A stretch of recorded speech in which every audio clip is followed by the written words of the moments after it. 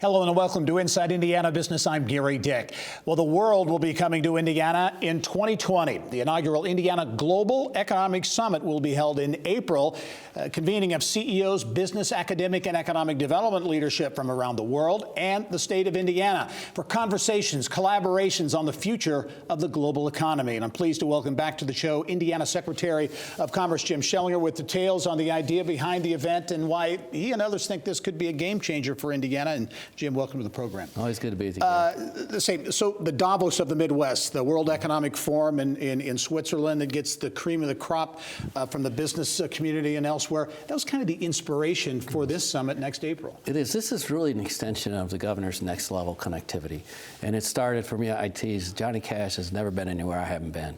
But it started with going to each and every one of the 92 counties, taking Indiana to the world, bringing the world to Indiana, then every region of the United States, and now 28 different countries on 56 international trips. And now we have Routes Americas coming, February 3rd through the 5th, where we'll have 800 different people coming, representing 80 airlines and 300 international airports, bringing them to Indiana, taking Indiana to the world. And it dawned on us at one point, the governor had a vision to say, like connecting flights across international waters, domestic flights, direct flights. Also, we want to continue to get people to understand, know about Indianapolis. So Routes America, bringing all those people here in February is going to be great. The sports, the championship series with all these sports, any one city would love to get one of them. And this is just the next extension to hold an Indiana Global Economic Summit, because we are global and the world gets smaller every single day. Give us an idea of some of the people who may be there and what kind of a high profile event this is expected to be. It's going to be extremely high profile. I would say this is going to be like the business Super Bowl for Indiana.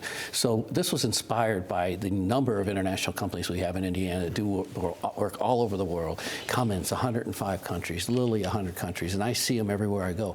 And so to take all of our international-based companies, bring them together that do work internationally, and even ones that would like to do work, small businesses that want to do work, and then to bring in the 39 countries that invest in Indiana, 39 countries that employ over 200,000 people in 1,020 businesses.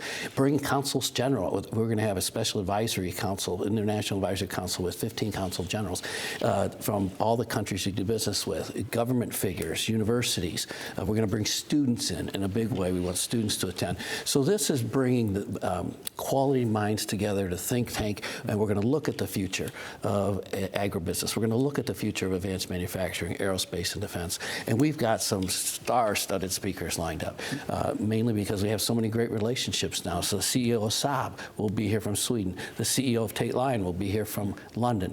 Lou Holtz will speak at the lunch on Tuesday, Monday afternoon. And the list just goes on and on and on. We've got ambassadors. It's a lot, Gary, like you've experienced. The governor has made the Indianapolis 500 an international event, hosting 18 nations last year in his suite. And we are really becoming global, tripling our FDI 3 times. Yeah. 3 times in the last 3 years. So this will be a place for conversation, not necessarily a sales pitch for Indiana, but having that leadership from around the world here. You view that as an opportunity, in a sense, to sell Indiana and to have these CEOs see what Indiana is about. Absolutely. When I travel, I tell the Indiana story that I didn't write a sentence of, but I enjoyed from a private sector viewpoint. So when we have to talk about Indiana. We bring people here. We don't have to talk about Indiana. Indiana shows so well in the hospitality, the Hoosier hospitality, and the professionalism of this state and these businesses. It's the highest honor I've ever had to represent this state. And it's going to be so great to be hosting all these people I visited with from all 28 countries here in the heart of the heartland, the crossroads of America, Indiana. Only have 20 seconds, Jim, but 2019 was a big year for international investment. As you look at 2020, you mentioned the Routes Americas conference, this summit. Do you think 2020 could be the kind of that tipping point for international investment and jobs in Indiana? I think so. As I said, we've tripled our investments since 2016, but we're up against a lot of things.